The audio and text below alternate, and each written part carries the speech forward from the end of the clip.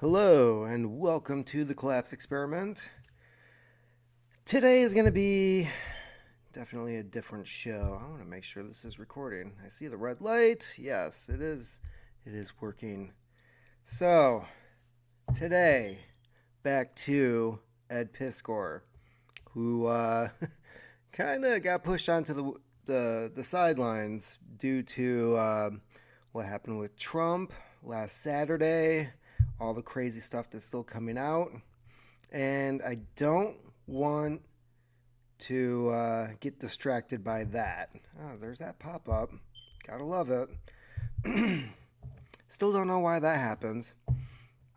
So, this is going to be a slightly longer episode because I want to talk about cancel culture, what happened to Ed here, which I've been talking about in previous videos, going over the people who implemented all of that against him and what led to his demise here on April 1st, 2024. And what I went through back in 2019. And this is why this story here in particular, and I don't know if it was the timing, I don't know why or how I ended up coming across this story because, like I've said before, I haven't really followed or been into comics for somewhere between like 15, 20 years now. And I've talked about that before. Like, basically, my poor ass was priced out of the hobby. I could not afford to keep up with these stories. The industry had gone to crap, and I started reading stories I didn't like. And curiosity, perhaps it had something to do with playing Pokemon with my daughter, being back in these game shops. They're not even comic shops. Like where I live, we don't even have a comic shop. You occasionally come across a place that might have boxes of old back issues, but literally nobody carries new comics where I live. It's all old stuff and primarily stuff from the 90s. Like, it's rare you see something after the year 2000. So, to come back into or being interested in my old hobby and coming across this story and seeing what was done to this man and knowing what was done to me 5 years ago. God, it was 5 years ago. Um, that that really like dug deep into like my personal psyche, remembering what I had gone through, and with my situation, it was a previous job, and I'm just gonna say girl because she definitely was not acting like an adult. Um, the girl that had accused me of things at my previous employer um, was it was a different situation from Ed. So this is somebody I worked with. This is somebody that I had known for at the time 2 years. Um, we had done a podcast together with a couple of other people. Um, I would describe the situation as we were friends, and somewhere along the lines that vanished. And later I found out that this is something that she had done previously to other people, specifically people that we had either worked with or people prior to me working there, because she had been at this place for 10 years. Um, so it, where did it start? I would say like the initial accusation was after long after. It was like 3 weeks after the podcast had ended. And it wasn't until I was brought to HR where I was told that she had accused me of saying inappropriate things. And I'm like, well, you have the podcast. And it was a podcast where I didn't edit anything. It was like whatever we said, that was what was put online. Like there was no cutting, there was no splicing. I explained that to HR. And there were certain things that definitely were malicious when it came to the accusations, because I was the person who, while I would say I put the show together, I supplied the laptop, the microphones. I was the one that uploaded everything, had the website. But her and one of the other co-hosts, and we always had like a fourth person come in, and that fourth person kind of rotated between different people. Like there was one consistently that would come in every couple of weeks, but usually the fourth person was just some random person that they knew that would come in. And but primarily there's three of us, and they were the ones that came up with the show titles, the topics that we were going to talk about. And when I initially put this podcast together, it was supposed to be video games, comic books, and anime. And we're going to talk about all these different things that we all had in common, that we all enjoyed. And that's not really what happened. So they would come in and I would ask them, so what's the show title? And they didn't really put the shows together. Like they would just kind of like on the spot say like, oh, well, we could talk about fill in X, Y, and Z, right? It was something random. And so anyways, the titles of the shows, which I didn't come up with, they said that I had put up and that I had chosen it, which there's only one episode in particular where I came up with the show title, and it was the last show that we did. So I don't know if that's what they were referring to, but for some reason, HR was trying to say that I came up with all the show titles, and the one that I came up with wasn't any worse or better than what they had done prior. And I kept repeating the HR. I was like, look, it says at the beginning of the show, they say the show title. I asked them, what did you come up with for this week? And this chick refused to listen to any of the episodes. So the evidence was out there. I didn't remove anything from online. But yeah, they just absolutely refused to like even listen to the shows. And for the most part, I would say like 99% of it, like none of it was inappropriate type stuff. Like profanity wasn't, while it was permitted, like it was rarely used. So I don't know what their objection was, other than like, well, if we listen to the show, then the accusation is going to be false, and we can't have that.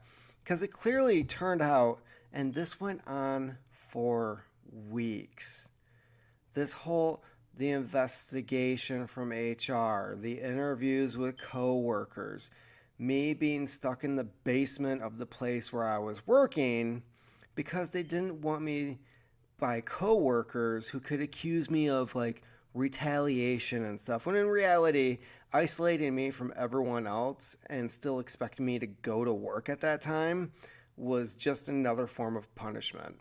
Because you could basically, like, if I had to describe it, it was like solitary confinement, but being around other people. Like, you're just alone. And while you're seeing these other people that you used to talk to, you used to have conversations with them, you were cordial to them, like you had stuff in interest. Like occasionally I would go over and talk to the one guy about like whatever movies had come out recently. things like that. Like, nobody. Like, I wasn't allowed to talk to anybody. And which leads me to another thing that happened during this time period. There was one conversation where I brought up the fact that this girl had gone around and for 3 weeks before she went to HR, 3 weeks she went around and she was spreading all these rumors and telling people things that I allegedly did or said, or basically those two things. And it was always different. Like, depending on who you asked, it was a different story. And so it was almost like she was testing the waters as to like what which one of these things should I tell HR? Like, what's the reaction I'm getting from these people? And and then that was kind of how she gauged as to what she was going to tell them. Um, so then at this meeting, I bring this up. I'm like, look, for 3 weeks she was doing this. This is creating a hostile work environment for me. It's very obvious when I see people at work how they think of me now because of what she said. Like, what are you going to do about it? And the response was, well, we can't do anything about it because it's illegal for us to regulate workplace banter, which I thought was the biggest load of bullshit I had ever heard. 2 minutes later, maybe not even 2 minutes, we're wrapping up this meeting.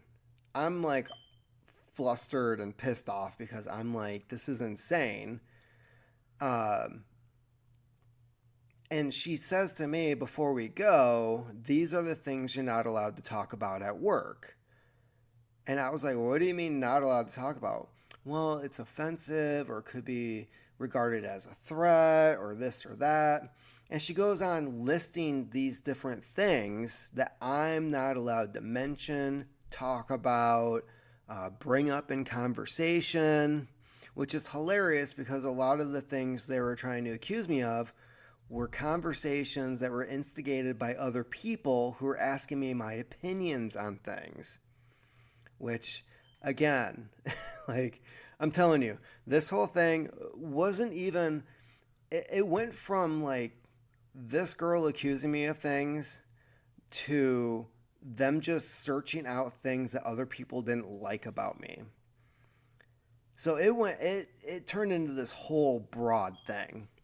I wasn't allowed to talk about, and this is just off the top of my head because I will never forget this bullshit. Hunting, fishing, can't talk about fishing, can't talk about eating meat. Um, I think there was action movies, guns, not allowed to talk about guns, firearms, things of that nature. Martial arts, I believe, was another thing because they knew that I had a background in a couple of different martial arts that I had practiced over the years. Um,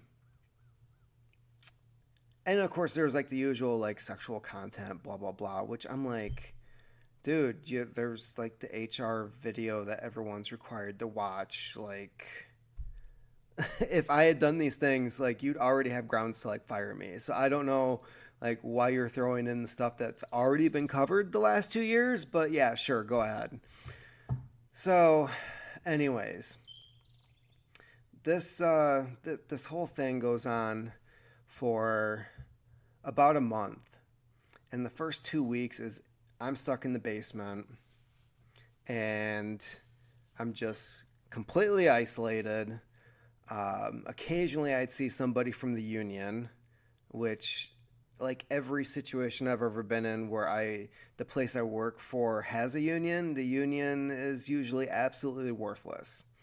And that was the case with this as well. So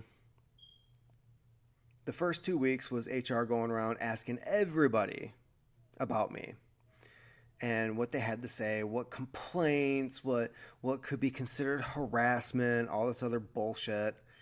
And then we had this this meeting where she's going along this list of like who said what, and at certain points she's bringing up like, and one coworker said that a previous coworker had told them that you said blah blah blah, and I was like, whoa, whoa, that's hearsay. Like you couldn't even use it in court. Well, it's true. And I'm like, I give up. This is a fucking joke. Like I'm not allowed to defend myself. I can't even have like legal standing here. If it can't be used in court, how can a company use it against you? It's like even what I was being accused of wasn't illegal. It was this person doesn't like you and they said you said something offensive. So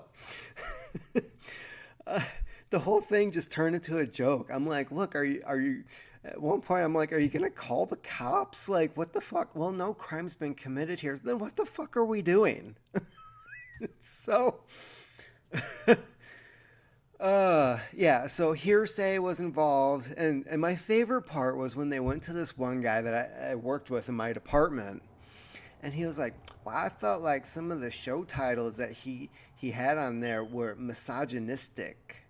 And I'm like, well, for one, that's not a word that the dude would use. Like the guy's IQ was I don't know, like 80. Like it was below average. He got around enough to function, but to say misogynistic, like obviously he didn't know what the hell that word meant, considering months prior he was telling me about how the sting operation that the local police had on the back page accounts of local hookers dried up his sex life. I'm not kidding you. This guy was like, yeah, when that happened, oh man, my shit dried up. And I was like, what the fuck? And when he realized I didn't agree with him seeing hookers, he was like, hey man, they're capitalist and if they got a product that I want, I don't see anything wrong with it. So yeah, this guy called me misogynistic for shit that I didn't even come up with. And yeah, so that happened. And then lo and behold, this person who is part time has no vacation time, had already used up all their sick time, goes on a vacation to some, I forget where it was. It was some like Caribbean island or some shit for a week. And what she was doing was she just basically called in sick for the week, and everybody knew where the fuck she was. And I'm like, I get in trouble if I punch in a few minutes late.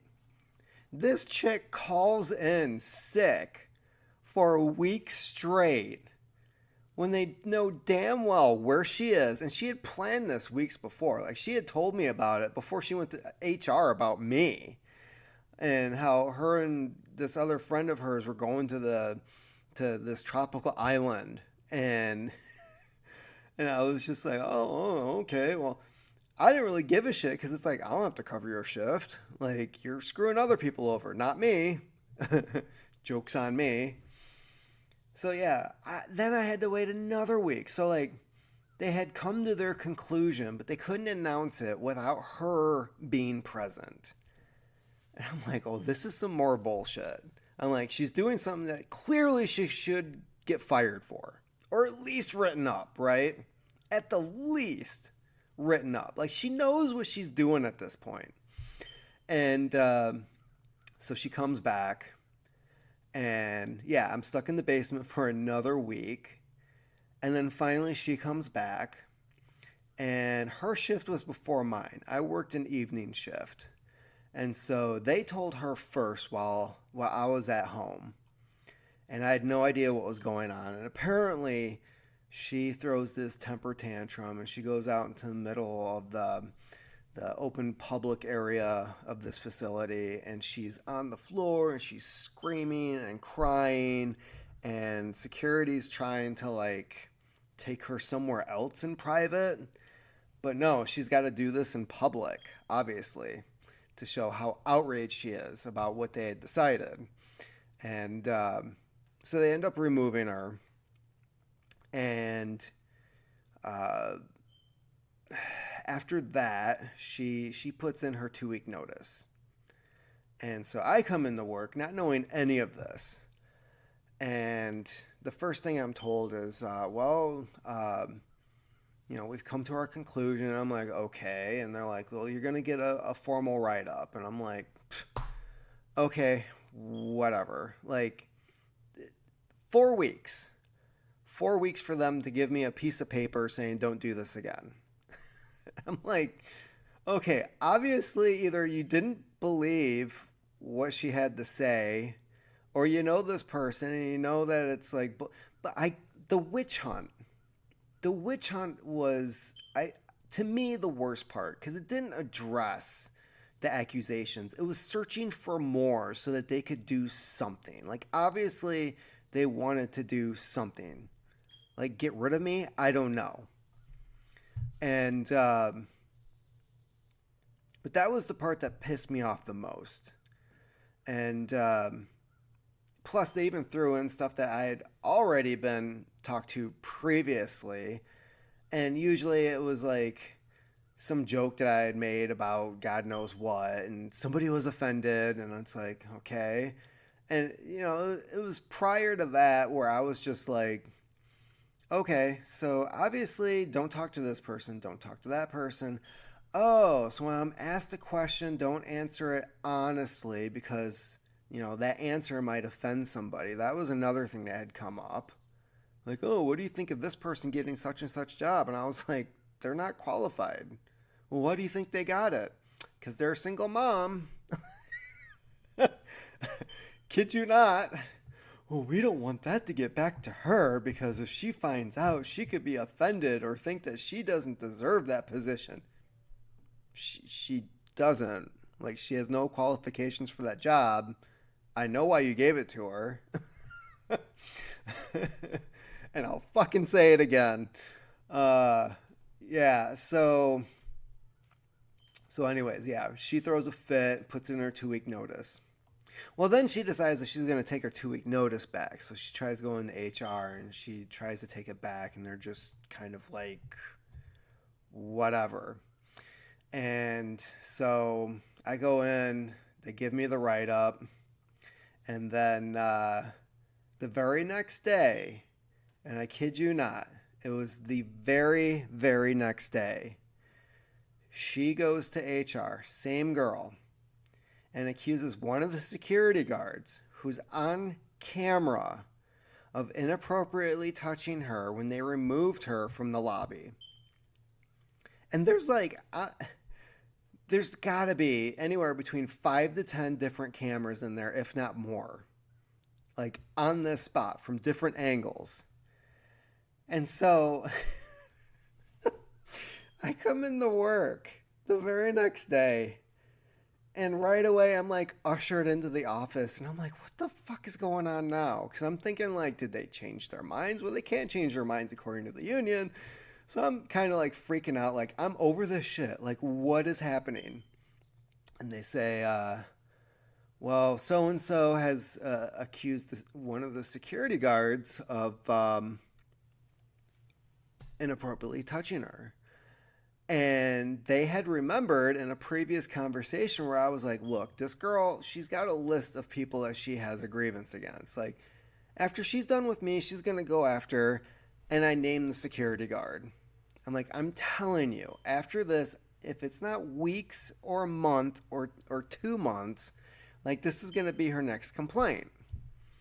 And sure as shit, they remembered it right away, and they go down to the security office. These are people in my department, go to the other department. They're like, hey, whoa, whatever it is you're doing right now, you need to stop because he was on the list. And they took out, like, I think they took out, like, papers from, like, the interviews they had done with me where I'm telling them, like, yeah, these are the people she's got a problem with. And, of course, his name was on it. And I even specifically said it won't be the other security guard because she talks about how adamantly he loves his wife and what a good guy he is. But the other one, for some reason, she has an issue with. And so, right away, It's like once that came out and the other dude was just like, "Oh, you're free to go." Um, they all go up to HR and they're just like, so this just happened. And HR is like, oh, okay. So then she gets called into the office and they're like, yeah, this 2 week notice. And she's like, no, I took that back. And they're like, no, no, you turned in your 2 week notice. We're acknowledging that. And it's your last day is effective as of right now. And so then she was escorted out by security again and was no longer employed there. And the aftermath of that was I was told, well, the write up still stands. And I was like, this is bullshit. And then there was the security guard that was accused. He ended up quitting not long after that. And really nothing changed in my job after that point from how it was during the investigation. Like, I eventually got my old area back that I was working, but I wasn't allowed to go to certain places or offices or work areas because my presence was considered offensive towards other coworkers. Um, if you can believe that bullshit. So yeah, my very existence offended other people, so I wasn't allowed to be around them because the presence of me in the room was creating a hostile work environment or some shit. Um, sounds like maybe people need some counseling or I don't know, up their medications. I don't know. I don't know what it is. Um, But yeah, for some reason, that was one of the stipulations. So for another year, I was basically still isolated in my job. Like people that I knew prior and talked to regularly wouldn't talk to me. And this went on for a year. And the other kicker was like when all of this was happening, my wife is pregnant with our second kid. And so the whole time, I'm fearful. I'm like I have this thing hanging over my head where it's like I could lose our insurance. Like that's a $9,000 bill. Like if we have a normal pregnancy, if the labor is normal, which it was not. Um, like our first kid was already a micro preemie. That was, I believe, the final bill was like $500,000, something like that. Like she's classified as $1 million baby because of how early she was born and everything that needed to be done in order to make sure she left the hospital. um, so I've got all this stuff hanging over my head. I'm thinking like we're gonna lose our insurance, and I'm not gonna have a job, and we're gonna lose my income. We're gonna lose my insurance. We've got this baby on the way. I don't even know about COVID yet. Like this is 2019. Um, this was the same summer that we had the Occupy movement in our park, where basically like the homeless people had taken over the city, and they were like pressuring the city for free shit that they don't deserve, and there was a big uproar about that. And then yeah, I I would I would have to describe it as thankfully 2020 happened because our second kid was born um, February of 2020. So months later, after all of this, she's born, and then the lockdown started like right away, and that was like such a that was actually a break for me. That was when I worked. I had my paternity leave after she was born. I go back to work like a month later. I worked there for a week. And again, same stupid shit. Like nobody talking to me. And at that point, I had kind of adjusted to it, but it's like I absolutely hated my fucking job at that point. I I disliked it before because of some of the other stupid shit that happened, the harassment towards me that HR would never addressed ever. Like regardless of my documentation, who said what, the witnesses involved, like they would not address anything. Um, and in some cases, in one case in particular, they actually threatened me because there was a rumor going around and they said, hey, if this turns out to be true, then we're going to take you straight over to the hospital and we're going to do a blood draw and blah, blah, blah. And I'm like, fucking do it now. And they're like, well, no, that, eh, eh, if we have reason to believe, I'm like, dude, I don't want to fucking hear it. Like, this is bullshit. So that's some of the shit that I dealt with. And getting back to Ed Piskor, this is a guy who's in a profession. He's a single dude, no kids. Me, like I had another kid on the way. Like I got people dependent on me. You know, there's a paycheck involved, there's a health insurance that's involved.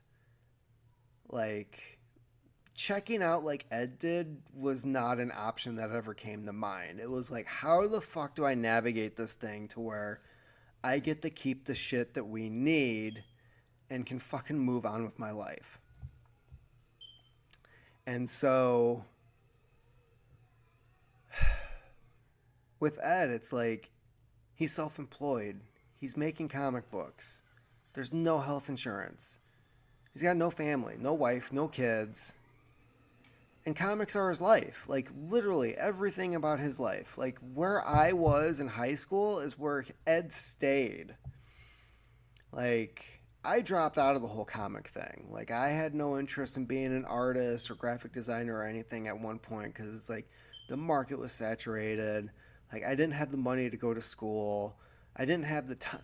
Like working shitty jobs, you work more hours to the point where you don't have the free time to work on your art or your writing skills or any of that shit.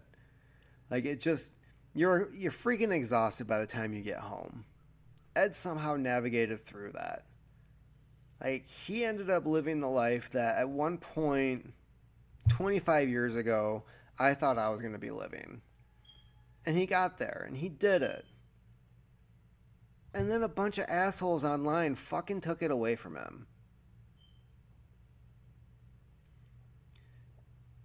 The other thing is, his harassment wasn't just at his place of work.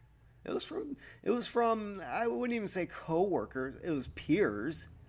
His harassment was from his peers, but it was also online.